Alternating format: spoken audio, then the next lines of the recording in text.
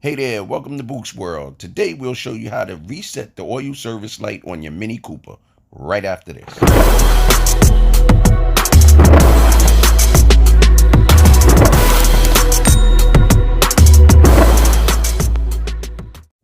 Let's get started by inserting your key and pressing the ignition button one time. Then we'll go to our onboard computer, find vehicle info, scroll down until you get to vehicle status.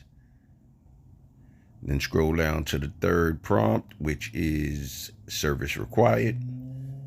All right, and there you'll see that your engine oil is in the red. At this point, we know that it needs to be reset.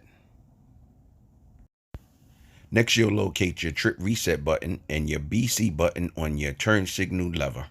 Now you'll go back to your trip reset button, depress it for a few seconds until your oil light pops up.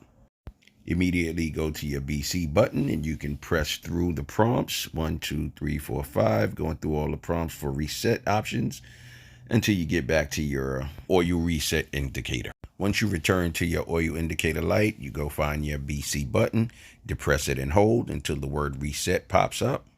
Okay, then you let go and depress for a second time and hold until it reset.